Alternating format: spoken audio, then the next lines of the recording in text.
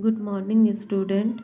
आज हम hello arenes के नामकरण पढ़ेंगे। ठीक है, तो इसके नामकरण पढ़ने से पहले हम लोग को थोड़ा बेसिक चीज़ पता होना चाहिए, जैसे कि बेंजीन का स्ट्रक्चर कैसा होता है, ऐसा होता है। ठीक है, अब इस स्ट्रक्चर को अगर हम सिंपल फॉर्म में लिखना चाहेंगे तो कैसे लिखेंगे? C6H6, क्योंकि कॉर्नर कितने हैं? 6 है। कॉर्नर 6 मतलब कार्बन भी कितने? 6 होंगे। और 6 कार्बन के बाद क्या करेंगे? उसको C6 कर देंगे। ठीक है, अब हाइड्रोजन इसमें कितने होंगे? 6 होंगे, क्योंकि 6 कार्बन मतलब 6 हाइड्रोजन, क्योंकि डबल और double bond alternate double bond लगा हुआ है ना, मतलब बैलेंस करते हुए है, सबके पास है। ठीक है, ऐसा कहीं नहीं है कि किसी के पास संयोजकता 5 हो रही है, सबके पास क्या है? 4 हो रही है।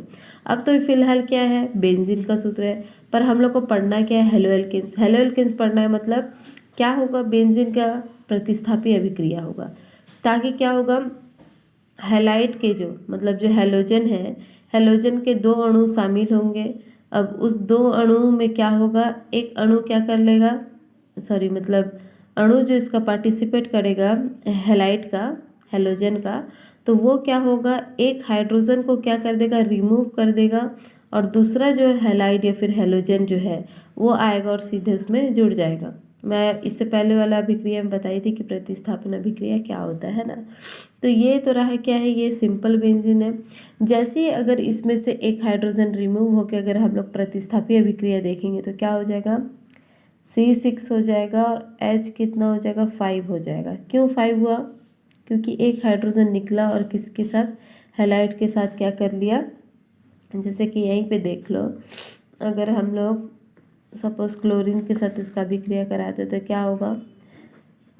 यहाँ पे से एक है क्लोरीन इस एक हाइड्रोजन के साथ रिएक्ट करके क्या बना लेगा? HCl बना लेगा। बचा इसमें कितना? C6H5 बचा। उसके बाद C6H5 बचने पर क्या होता है? हो रहा है, एक हाइड्रोजन की कमी पड़ रही है। इस एक हाइड्रोजन की कमी को कौन पूरा कर रहा है? ये Cl जो बचा हुआ है। 2 Cl पार्टिसिपेट किए थे, मतलब क्लोरीन के जो अणु हैं वो पार्टिसिपेट किए थे, तो दोनों मतलब 2 क्लोरीन थे इसमें। एक क्लोरीन किसके साथ चला गया? एक हाइड्रोजन के साथ। दूसरा क्लोरीन आया और बेंजीन के साथ जुड़ गया। तो जैसे ही अगर बेंजीन के साथ एक क्लोरीन जुड़ेगा तो कितना हो जाए? C6H5Cl हो जाएगा। यहीं पे अगर 2 क्लोरीन जुड़ते हैं तो क्या हो जाएगा? मतलब इसके एक एक हाइड्रोजन को हटाते जाएंगे और खुद खुद जुड़ते जाएंगे। कौन? हैलोजन। तब इसका कहने का मतलब सूत्र में ज़्यादा मतलब हाइड्रोजन जितने भी रहेंगे उसकी क्या होगी? धीरे धीरे कमी होती जाएगी। ठीक है, अब देखो एक क्लोरीन का प्रतिस्थापन अभिक्रिया कराया, मतलब इसके साथ बेंजीन के साथ, तो C6H5Cl आया। अब यहीं पे 2 क्लोरीन के साथ कराएंगे तो क्या आएगा? C6H4Cl2। ठीक, अब जरूरी नहीं है Cl2 आए, अगर इसके साथ ब्रोमीन भी ऐड होना चाहता है तो मतलब 2, जैसे क्लोरीन ब्रोमीन दोनों आना चाहते हैं तो एक क्लोरीन आएगा एक ब्रोमीन आएगा। मतलब उस हिसाब से मैं ये बता रही हूँ, जो हाइड्रोजन के जो कमी आ रही है उसको मैं दर्शाना चाह रही हूँ। ठीक है, और जैसे कि इसमें अगर 3 हैलोजन परमाणु आकर जुड़ेंगे तो 3 हाइड्रोजन भी निकलेंगे उसके साथ। ठीक है, अब देखो सबसे पहले एक था तो H में कितना आ गया? 5 आ गया। ठीक है, अब यहाँ पे क्लोरीन 2 है तो इसका फॉर्मूला क्या होगा? C6H4Cl2। यहीं पे अगर 3 हो जाएगा तो क्या होगा? C6H3Cl3। मतलब जैसे जैसे प्रतिस्थापी उसके साथ जुड़ता जाएगा तो वैसे उसकी हाइड्रोजन भी क्या होगी? कम होते जाएगी धीरे धीरे। ठीक है, खैर इतना तो समझ में आ गया। आप लोग को शायद वीडियो में मतलब जो भी ये जो लिखा हुआ रहता है ये दिखाई नहीं देता है ना, तो आप लोगों को क्या करना है? मैं जो ये रफ कार्य वाला जो भी नोट्स बना रही हूँ इसको क्या करना है? इसको समझने के लिए, ठीक है, मैं इसमें नंबर नोट करते जाऊँगी। तो जैसे जैसे आप लोग इसमें बुक में जैसे PDF बना के भेजूंगी या फिर फ़ोटो भेजूंगी तो आपको ये रफ कार्य को देखते हुए समझना है कि क्या समझाया गया है। ठीक है, तो अभी जितना भी बताई हूँ 1 नंबर रफ कार्य में ये पूरा हो गया है। ठीक है, अब नेक्स्ट जो बताऊंगी दूसरे नंबर रफ कार्य में होगा। ठीक है, तो नंबर याद रखना वीडियो के सहारे, फिर बाद में आप लोग को समझ में आ जाएगा। ठीक है, अब देखो ये तो रही बात इतनी, और सपोज एग्जाम्पल एक देख लेंगे, पहले देख लेते हैं। हेलो एरिन्स के नामकरण के लिए जनक एरिन जैसे कि बेंजीन, टॉल्यूइन आदि के नाम के पहले क्लोरो, ब्रोमो, आयोडाइड आदि पूर्ण लग्न लगाए जाते हैं। मतलब ये है जनक एरिन, मतलब इससे पहले हम लोग जब एलिफेटिक यौगिकों में हम लोग उसका नामकरण पढ़ते थे तो हम लोग कैसे करते थे, जैसे आयुपिक नेम निकालते थे तो हम लोग देखते थे कि कोई भी सिंपल चेन है या फिर कैसे भी चेन है तो उसमें हम लोग एक जनक श्रृंखला तैयार करते थे। जनक श्रृंखला मतलब एक मेन चेन तैयार करते थे। इस मेन चेन के आधार पर हम लोग बताते थे कि प्रतिस्थापी कौन है, क्रियात्मक समूह कौन है, तब जाके उसका नंबरिंग करेंगे। तो ये जो मेन चेन हम लोग जो सबसे लंबा चेन जब ढूंढते हैं जहाँ पे कार्बन की संख्या सबसे ज़्यादा होनी चाहिए है, वैसा जब अगर हम लोग ढूंढते हैं तो वो जो चीज़ होता है उसको एक्चुअल में हम लोग पेरेंट चेन कहते हैं। पेरेंट मतलब जनक श्रृंखला, या फिर हम लोग इस ऐसा कहते थे। लेकिन यही चीज़ जब हम लोग बेंजीन में देखेंगे तो इसको हम लोग श्रृंखला नहीं बोलेंगे, हम लोग क्या बोलेंगे, इसको जनक एरिन। ठीक है, जनक एरिन, एरिन मतलब बेंजीन और जनक मतलब जो पेरेंट जिसके वजह से कोई दूसरा चीज़ उसमें जुड़ा हुआ है। ठीक है, तो हम लोग देख लेते हैं सपोज एग्जाम्पल है, तो हम लोग एलिफेटिक का देख रहे हैं वाला। अब हम लोग एरोमेटिक में देखेंगे, जैसे बेंजीन में सपोज इसमें क्या है, कोई क्लोरो जुड़ा हुआ है किसमें, बेंजीन में। ठीक है, अब इसी को शॉर्ट फॉर्म में अगर अपन को लिखना पड़ेगा तो कैसे लिखेंगे, C6H5Cl लिखेंगे। ठीक है, तो इसका हम लोग नामकरण कैसे करते हैं पहले ये देखते हैं। इससे पहले ये बताया गया है जो जनक एरिन होता है वो टॉल्यूइन आदि के नाम के पहले क्लोरो, ब्रोमो आदि लगता है, मतलब पूर्व लगने लगता है, मतलब इसको बोलेंगे प्रीफिक्स।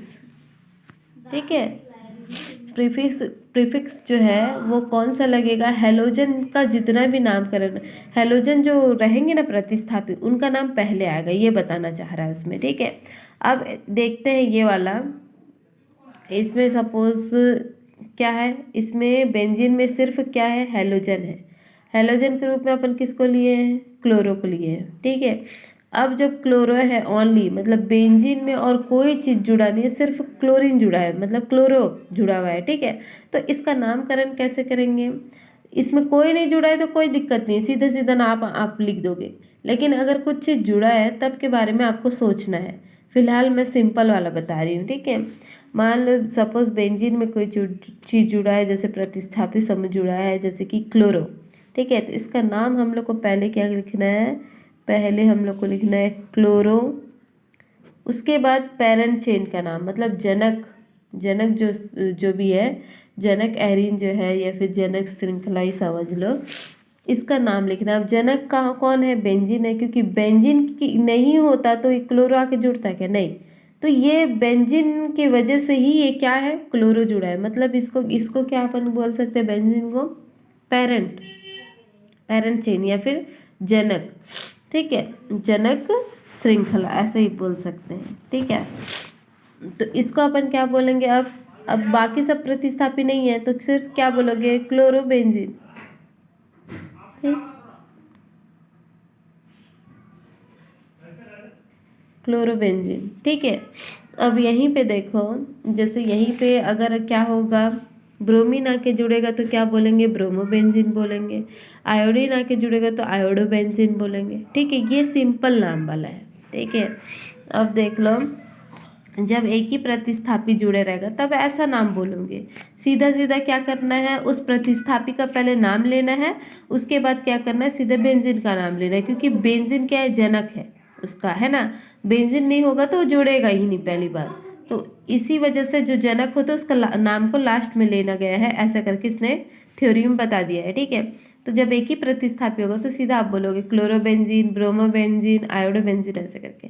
अगर इन केस दो प्रतिस्थापी आ जाते हैं, जैसे लिखा है क्या है, द्वि प्रतिस्थापी यौगिकों के लिए प्रभावी प्रतिस्थापी समूह या क्रियात्मक समूह को आधार मानकर नाभिक में उनकी स्थिति को निर्धारित करने के लिए 1 2 3 4 5 6 आदि क्रमांकों का अथवा ऑर्थो, मेटा, पैरा आदि पूर्ण लग्नों का प्रयोग किया जाता है। ठीक है, अगर ये कहा गया है अगर एक से या फिर एक से अधिक, मतलब कहने का मतलब दो दो अगर प्रतिस्थापी जुड़े तो उसके क्या होगा, हम लोग को उसका नाम जो होगा पहले वाले नाम से थोड़ा डिफरेंट आएगा। ठीक है, सपोज अगर वो किस नंबर पे जुड़ा है वो उसको हम लोग को काउंटिंग करना है, या फिर ऑर्थो मेटा पैरा ये सब अपन को देखना है। ठीक है, तो अभी जो मैं बताऊंगी रफ कार्य में वो तीसरे नंबर पे बता रही हूँ। ठीक है, तो ध्यान देना, जैसे वीडियो भी देखोगे नहीं भी दिखता है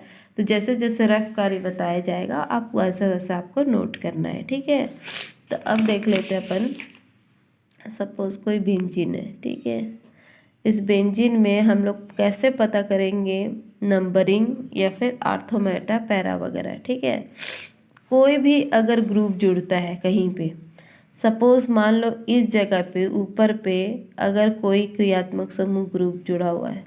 ठीक है, जैसे कि सपोज क्या है OH, ये क्या है एक क्रियात्मक समूह है। ठीक है, और ये जब जुड़ा है किसी बेंजीन रिंग से, और सेकंड साइड पे अगर मान लो कोई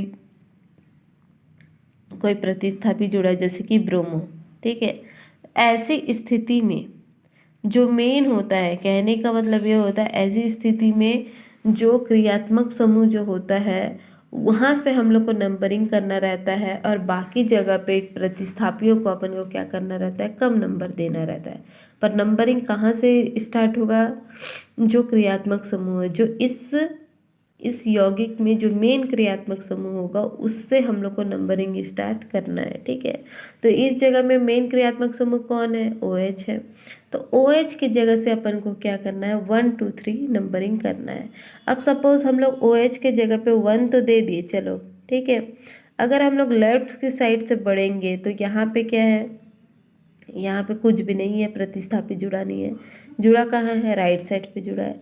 तो हम लोग को खुद से सोचना पड़ता है, जैसे कि पहले हम लोग ढूंढ लिए मेन मेन क्रियात्मक समूह। ठीक है, जो क्रियात्मक समूह है, फंक्शनल जो ग्रुप है, इसको अपन ढूंढ लिए। लेकिन ढूंढने के बाद अगर हम लोग लेफ्ट साइड से इसका नंबरिंग करने लगे तो ब्रोमो तो राइट साइड से है, तो ब्रोमो को ज़्यादा नंबर मिल जाएगा, तो जो कि सही नहीं है।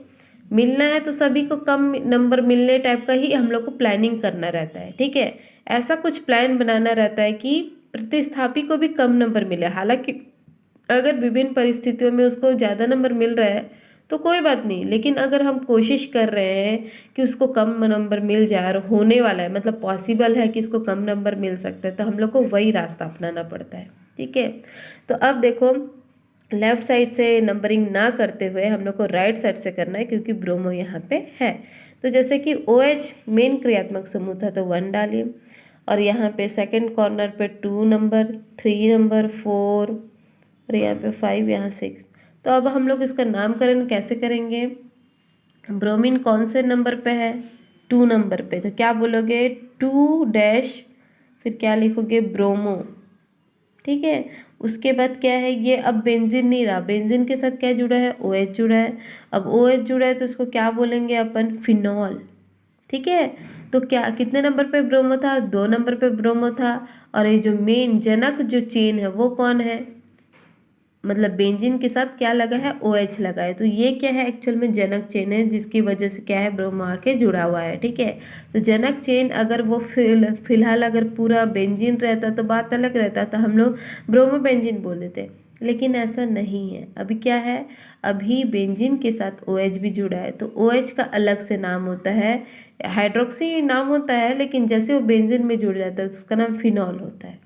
ठीक है, क्योंकि हाइड्रोक्सी ये है कि अगर उसका क्या है, कोई फिनॉल से भी अच्छा अगर कोई क्रियात्मक समूह आ गया, ठीक है, जो प्रेफरेंस देने लायक है, तो तब जाके इसका नाम हाइड्रोक्सी वगैरह आएगा। लेकिन इस जगह पे मेन अभी फिलहाल कौन है, OH ही है।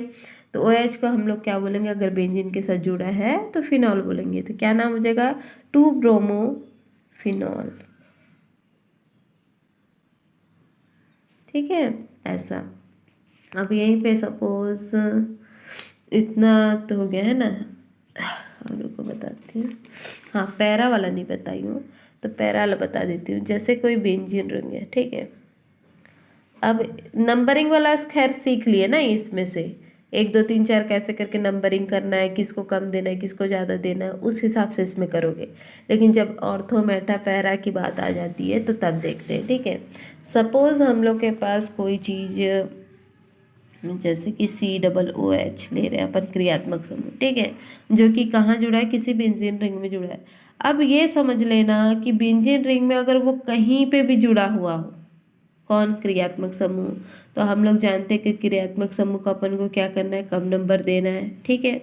अब कम नंबर हम लोग को देना है तो जहाँ से क्रियात्मक समूह स्टार्ट हो गया वहीं से अपन को स्टार्ट करना है आगे का काम, ठीक है। अब देखो क्रियात्मक समूह इस ऊपर की दिशा में है। अब हम लोग को उस क्रियात्मक समूह को ही मान के आगे बढ़ना है। जैसे कि जस्ट जो क्रियात्मक समूह रहेगा, जो भी मेन, अगर मान लो यहाँ पे 2 3 क्रियात्मक समूह रहता है तो उसको उसका जो सारणी दी थी 11th क्लास में, है ना, और 12th क्लास में भी है, तो उस सारणी में जो सबसे पहले आता है उसी को अपन क्या करते हैं, प्रेफरेंस देते हैं। तो प्रेफरेंस के हिसाब से अगर हम लोग देखेंगे प्राथमिकता देने के आधार पर, तो जो मेन क्रियात्मक समूह होगा उसको अपन मेन मानेंगे, ठीक है। चाहे अगर 2 से 3 या फिर 3 से ज़्यादा भी हो तो भी चलेगा, ठीक है। तो पहले वाले को अगर मान लो क्रियात्मक समूह को मेन दे रहे हो हम, तो उसके जस्ट बाजू वाले जो भी क्रियात्मक समूह है उसके जस्ट बाजू वाले जो कॉर्नर है जहाँ पे कार्बन स्थित होता है, तो उस जगह को अपन ऑर्थो बोलेंगे। ऑर्थो को सिर्फ हम लोग को क्या लिखना है, ओ करके लिखना है, ठीक है। इसका स्पेलिंग कैसे हो, ORTH, ठीक है, ऑर्थो, THO, ऑर्थो। लेकिन उसको शॉर्ट फॉर्म में बस ओ लिख दोगे तो समझ में आ जाएगा, ठीक है। अब जैसे ही हम लोग ऑर्थो लिखे तो उस ऑर्थो के जस्ट पास वाला जो कॉर्नर है, आगे साइड जो कॉर्नर मिलेगा आपको, जस्ट ऑर्थो के आगे जाने पर जो भी कॉर्नर मिलेगा अपन को जहाँ पे कार्बन स्थित होगा, तो उस जगह को अपन क्या बोलेंगे, मेटा बोलेंगे। चाहे लेफ्ट से लो चाहे राइट से, ठीक है। तो इस जगह को हम लोग मेटा बोलेंगे। मेटा को हम लोग कुछ नहीं करना, बस ओनली M से शो करना है, ठीक है। अब इस मेटा के लास्ट मतलब आगे जाने पर, मेटा के आगे जाने पर अगर हम लोग को कोई कॉर्नर मिल रहा है तो उसको हम सीधी सी बात उसको हम लोग पैरा बोल देंगे। पैरा, या फिर ऐसा भी सोच सकते हो जो क्रियात्मक समूह, मेन क्रियात्मक समूह है, उसको जस्ट हम लोग अगर 180 डिग्री पे काटेंगे तो उसके जस्ट नीचे वाला हम लोग को पैरा ही मिलेगा, ठीक है। तो इसका नामकरण फिर अलग हो जाएगा। जैसे कि इसका नंबरिंग वाला था, अब यहीं पे देखो सब एक क्वेश्चन बताती हूँ। सपोज हम लोग वही तीसरा नंबर ही रफ कार्य चल रहा है, ठीक है। तो यहाँ पे मान लो CH3 जुड़ा हुआ है और यहाँ पे Cl जुड़ा हुआ है सपोज, ठीक है। अब हम लोग को इसको ऑर्थो मेटा पैरा के रूप में अगर हम लोग को दर्शाना है तो हम लोग क्या करेंगे, मेन क्रियात्मक समूह यहाँ पे CH3 है, ठीक है। तो इस CH3 को क्या करेंगे, मेन मानेंगे। तो मेन मानने के बाद क्या है, क्योंकि क्लोरो क्या है, एक प्रतिस्थापी है, तो वो मेन नहीं हो सकता। अगर वो सिंगल बेंजीन में जुड़ा है तब जाके वो मेन है। फिलहाल अभी सिंगल नहीं जुड़ा है, अभी उसके साथ CH3 भी जुड़ा है बेंजीन में, है ना। तो CH3 क्या हो जाएगा, इस यौगिक का मेन क्रियात्मक समूह कहलाएगा। तो अगर मेन का क्रियात्मक समूह कहलाने की वजह से जस्ट उसके बाजू वाला जो कॉर्नर होगा वो ऑर्थो हो जाएगा, उसके जस्ट बाजू वाला मेटा हो जाएगा, ठीक है। उसके जस्ट एकदम सिद्धांत वाला क्या हो जाएगा, पैरा हो जाएगा, ठीक है। तो इसका नामकरण कैसे होगा, चूंकि हम लोग पहले से बता चुके हैं कि जो भी प्रतिस्थापी होता है उसका नाम हम लोग को पहले लिखना है। तो क्या हो जाएगा इसका नाम, ऑर्थो क्लोरो,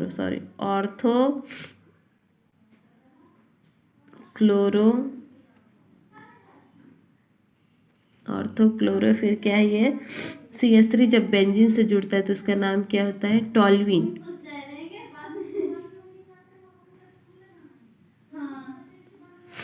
ठीक है। टॉल्वीन हो जाए, क्या नाम हो जाए इसका, ऑर्थोक्लोरोटॉल्वीन, ठीक है। यहीं पे अगर कोई जैसे मेटा पोजीशन पे रहेगा तो क्या बोलेंगे, मेटाक्लोरोटॉल्वीन। टॉल्वीन इसलिए बोल रहे हैं क्योंकि जब CH3 बेंजीन के साथ जुड़ जाता है ना तो उसका नाम ही है टॉल्वीन, ठीक है। तो पैरा वाला भी आप लोग को बता दिया, ऑर्थो पैरा मेटा वाला नंबरिंग कैसे करना है, नंबरिंग भी सेम है, बस ऑर्थो पैरा मेटा का थोड़ा ध्यान देना। जो मेन क्रियात्मक समूह होंगे उसके जस्ट पास वाले जो कॉर्नर पे कार्बन मन होंगे स्थित तो उसको ऑर्थो बोलेंगे, उसके जस्ट मतलब जो रहेंगे कॉर्नर उसको बोलेंगे अपन मेटा, फिर पैरा, ठीक है। ये रहा तीसरा नंबर रफ कार्य, ठीक है। अब मैं चौथा नंबर वाला रफ कार्य बता रही हूँ, ठीक है।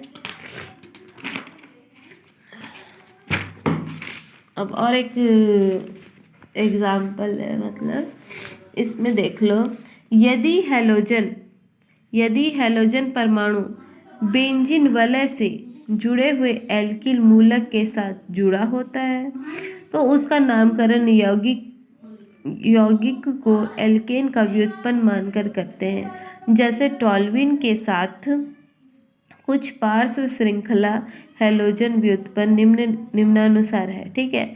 सपोज अपन को एग्जाम्पल के रूप में क्या बताया गया है यहाँ पे C7H7Cl, ठीक है। C7 में से एक जो कार्बन जो दिख रहा है वो प्रतिस्थापी है, समझ लो, ठीक है। इसका स्ट्रक्चर कैसे बनेगा, पहले तो हम लोग बेंजीन बना लेंगे। बेंजीन बनाने के बाद ऊपर में एक कार्बन लिखेंगे, तो देखो पूरे बेंजीन में 6 कार्बन और एक ऊपर में लिखे, मतलब कितना होगा 7 कार्बन, ठीक है। अब इसमें क्या है, संयोजकता को पूरा करते हुए हम लोग को 2 हाइड्रोजन देना है प्लस Cl को जोड़ देना है। और पहले से बेंजीन रिंग में हाइड्रोजन कितने थे, 6 थे, 6 7 8, नहीं 6 नहीं 5 थे। क्यों, क्योंकि एक प्रतिस्थापी ने उस हाइड्रोजन को हटा के खुद जुड़ा हुआ है ना, तो उसने एक हाइड्रोजन को पहले हटा दिया, तो 5 थे इस बेंजीन रिंग में, और ये 2 मिला के कितने हो जाएंगे, 7 हो जाएंगे, ठीक है। ऐसी परिस्थिति में हम लोग इसका नाम क्या बोलेंगे, हम लोग को ये करना है जो प्रतिस्थापी जुड़ता है, ठीक है। इस नामकरण में बताया गया है जो प्रतिस्थापी जो जुड़ता हुआ है उसको अपन क्या करेंगे, मतलब व्युत्पन्न के रूप में अपन देखेंगे, जैसे कि हैलोजन के व्युत्पन्न।